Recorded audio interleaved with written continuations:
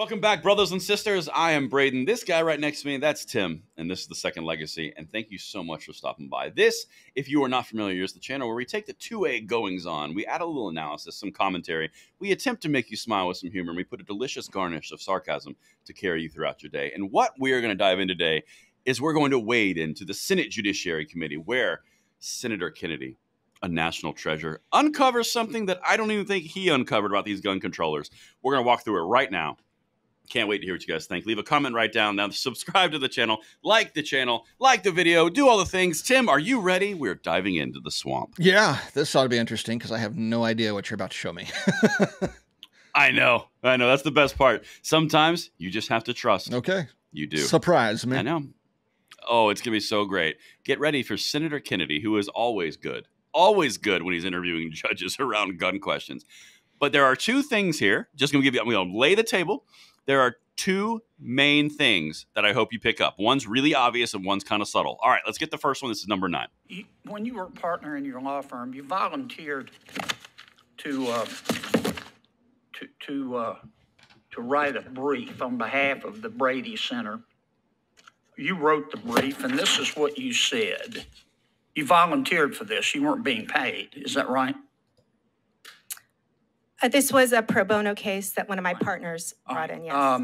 You said, quote, assault weapons may be banned because they're extraordinarily dangerous and are not appropriate for legitimate self-defense purposes, close quote. Tell me what you meant by assault weapons. Thank you, Senator Kennedy. Just to clarify there, I was local counsel. Our Supreme... Yeah, but you wrote the brief. Tell me what you meant by assault weapons. Senator Kennedy, actually, I did not write the brief. Boy, he pinned her down. She doesn't know how to answer the question. Right. So what are the first takeaways from that? Because that was just the setup. What were the first takeaways that you got from that? Well, he's on to something like a hound dog, and he's going down, obviously, some of her history in some of the briefs that she's written, obviously, and then he's keyed in on this assault weapon statement, and then he went to define an assault weapon for me, which is an interesting take, because if you do this to most gun grabbers, they can't tell you what an assault weapon is. No, they can't, because they don't know what it is. Because it doesn't, I mean, it changes because there isn't a definition for one. It's a made-up term from the 90s. And so it's a play on assault rifle, which is a real term, right? But we don't have assault rifles. Those are heavily regulated and were banned in 1986 from future production and sales to civilians. So assault weapon is the term they coined, but nobody can define what it is, because when they try to define what it is, they describe every self-loading firearm on the planet. Yep. All right. So you started picking up on the first thing, but there's a second thing. I want to just bring a few things out here. He mentioned the brief. Did you hear who was involved at the brief? No, that went over my head. The Brady organization.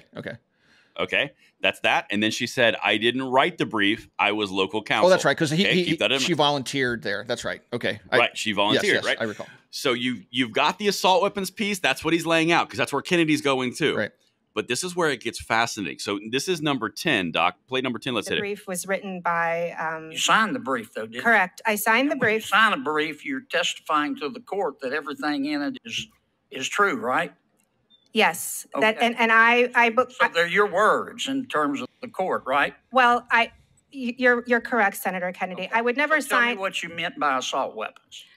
So I am not a gun expert. And at the time, that brief, I think, was about 10 years... Given the court advice about, say, ban assault weapons. What is... You told the court you were an expert. Just tell me what you wanted to ban. Senator, sitting here today, as I said, I did not write that brief. I was local counsel. Sign the brief. I understand. At the time... Tell me what you wanted to ban. That's all I want to know. I don't remember the exact definition of assault weapons in the ordinance that was at issue. So you submitted a brief to an appellate brief. You signed it, and you don't know what. And you said abolish assault weapons, and you don't know what you wanted them to abolish. So true. So, like I said, they cannot. So perfect. The leftists want to ban things they can't even define. Right. But they struggle with definitions all the time. I mean, definitions that you and I might take for granted kind of trips up leftists.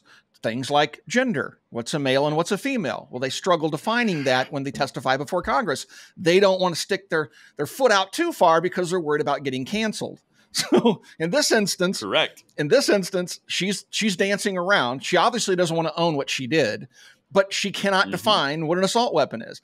And ironically, she suggested to the court that they don't even make for good self-defense tools. They're just bad choices for self-defense, and they should be abolished. So that's a pretty well-defined stance on wanting to abolish something. Right. You want it gone, but you can't even define what that something is other than just guns. Correct. Now, this is where it gets, this last clip I'm going to show you in a second. This is where it all ties together because she repeated something in there. You are dead on the assault weapons thing and the expert level and all the pieces that you just nailed. But she said something again. She said, I didn't write the brief. I don't remember the definitions. But you signed it. Therefore, you passed yourself off as an expert to the court. Right. And as he said, when she signed it, she is verifying for the court, in her opinion, everything in that statement, in that brief is true. Correct. And so exactly right. Yes. And she did this on a volunteer basis, so no one made her. Right. She is pinned in a corner about something, and I think it's going to reveal itself here in a second. To number 11, play the third clip. Senator, at the time that I signed the brief, I read the brief because our Supreme Court required an Illinois bar member to sign the brief. I was not responsible for researching the content. You were responsible for the brief. Absolutely. And sitting here today, I do not remember the characteristics of. Okay. Did you catch it?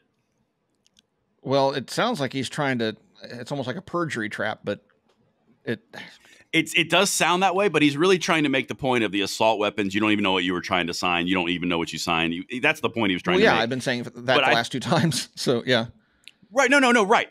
That's what he's going for. But now here's the piece that I loved about this. She has said multiple times in these clips that she did not write this brief, correct? Mm-hmm.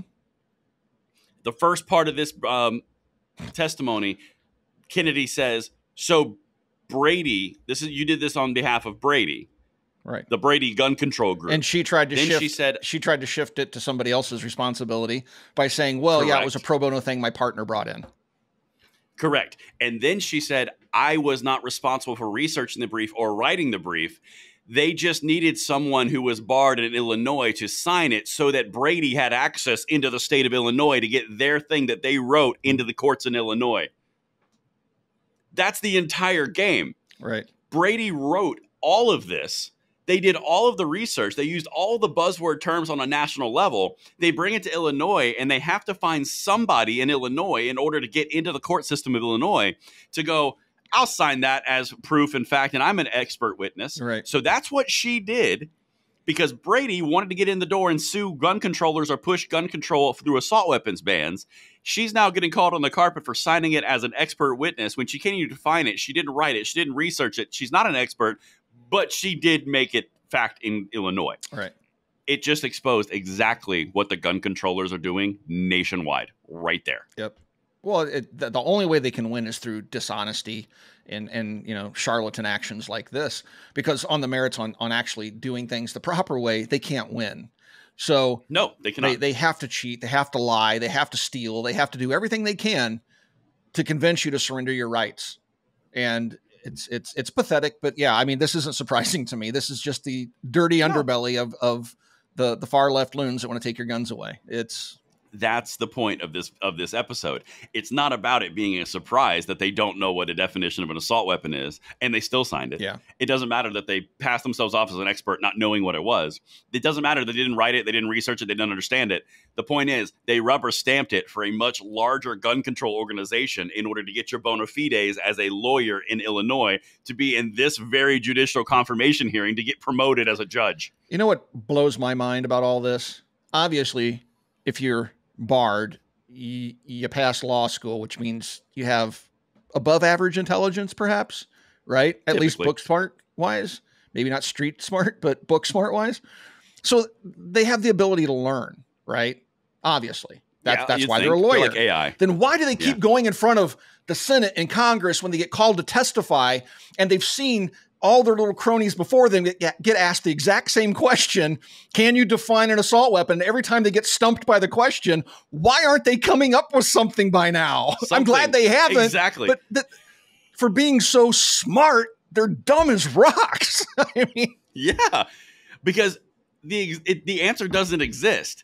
But And you would that's- make and that's something the up. thing that- They're good at making things No, up. I know. No, 100%. They're great at making things up. But that's the whole point. That's why Kennedy and all the Republicans go down this road. Ted Cruz does the same thing. Tom Cotton does the same Yes. thing. They always ask him the exact same question because it's an exposure point that they don't have an answer to, but they always espouse. Right. To your point, Yeah. if I knew what the left was going to do, which to be honest, we kind of do because they're very easy to read, we would be able to be in front of the questions they're going to pose and the attacks they're going to pose because they're always the same. Right. Because we're founded in constitutionality and we actually have Supreme Court cases. They're founded in, well, I don't like it, so therefore I don't want it, so therefore we should ban it, and it's a weapon of war. What is it? We don't mind about that. I mean, you just saw, they've got the Senate majority, so they can confirm whoever they want. That's why you have Jackson on the Supreme Court who can't define what a woman is. Yeah. Right. And just to be clear, we know that these gun grabbers have been tripped up by this question in the past, because if you go back to the very beginning of the video, my prediction was she wouldn't be able to define an assault weapon because historically her brethren haven't been able to define an assault weapon.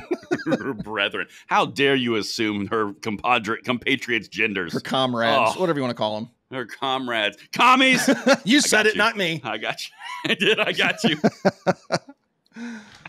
Ah, dang Anyway, commies. all right. No one likes commies. Well, it's good to see them getting called out yet again. And sadly, this won't sway opinions. Everybody's kind of very entrenched in their beliefs in the Senate and in the House. It's 100%. I think in my entire life, I've just watched politics become more and more divisive and people digging in their heels more and more on all sides. And so, yeah, it's all for show now. It's a shame that being busted like that doesn't have some repercussions. Like, oh, well, we got to throw the nomination out now. You just signed a document, basically made false testimony to a court, but it doesn't work that way. All right, It happens sometimes. yeah, well, yeah, rarely. I mean, you remember the ATF director before Dettelbach? It was It was the interim guy. the guy. No, the guy they nominated. It was the What was his? Chip. Yeah, he didn't last long. What was his name? No, he was directly from Giffords.org. I mean, he was literally employed by Giffords.org. I'll remember it. Let us know in the comments. Sorry to interrupt your outro. No, Go ahead. it's fine. But yeah, let us know down in the comments what you think of this. It's pretty interesting. Have you ever heard a gun grabber get tripped up by this question? Let us know in the comments. Thanks for watching Second Legacy, and we'll talk to you guys soon.